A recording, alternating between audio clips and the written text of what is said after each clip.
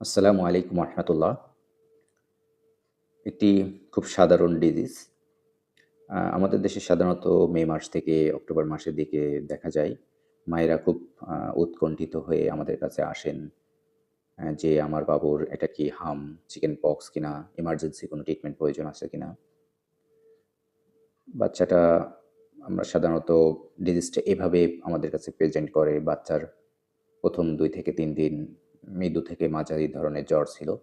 এরপরেই বাচ্চার সারা শরীরে পানির গোটার মতন ফোস্কা দেখা যায়। সাধারণত ফোস্কাগুলো যে জায়গাতে আমাদের দেখা যায় সেটা হলো বাচ্চার মুখের চারপাশে অথবা মুখের ভিতরে সাধারণত হয়। পায়ের তলায়, হাতের তালুতে এই ফোস্কাগুলো দেখা যায়।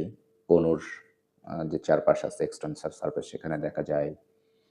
তারপরে আমাদের হাঁটুর জয়েন্টে অর্থাৎ নি জয়েন্টে সেখানে দেখা যায়। অনেকটা আ পুড়ে গেলে বা কোনো গরম পানির ছ্যাঁকা পড়লে যে ধরনের ফোস্কা তৈরি হয় সে ধরনের ফোস্কার মতন দেখা যায়। তা এই ডিজিজটাকে আমরা সাধারণত হ্যান্ড, ফুট, মাউথ ডিজিজ বলে থাকি। এটা একটি ভাইরাসজনিত রোগ এবং এটা বেশ ছোঁয়াচে ধরনের রোগ। এজন্যে অন্য কোনো বাবুর হলে আপনার বাবুর হওয়ার সম্ভাবনা আছে। বিশেষ করে ৫ বছরের নিচের বাচ্চাদেরকে এটা সাধারণত বেশি দেখা যায়। তা আমাদের যদি এই হ্যান্ড, ফুট, মাউথ ডিজিজ হয়ে থাকে তাহলে আমাদের কি করণীয়? এটা আসলে আমাদের খুব বেশি এখানে কোনো ওষুধের দরকার নেই। আমরা ঘরোয়াভাবেই এটা ট্রিটমেন্ট করতে পারি। এটা হলে বাচ্চাদের বেশ ব্যথা হতে পারে, চুলকানি থাকতে পারে।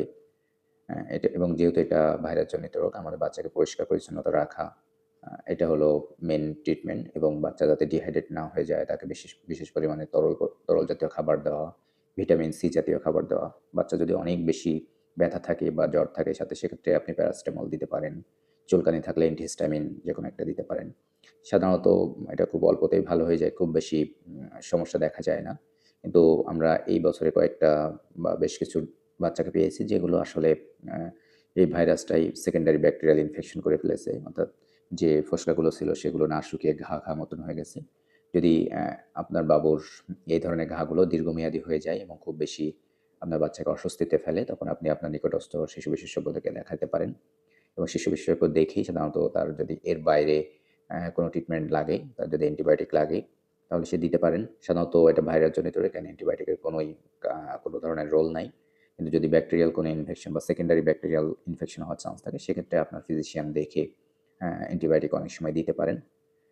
তবে আপনার বাচ্চাকে সবসময় পরিষ্কার পরিচ্ছন্নতা রাখবেন। বেশি, বেশি করে পানি পান করাবেন। ভিটামিন সি জাতীয় খাবার খেলেই ইনশাআল্লাহ হ্যান্ড, ফুট, মাউথ ডিজিজ থেকে আমরা পরিত্রাণ পেতে পারি।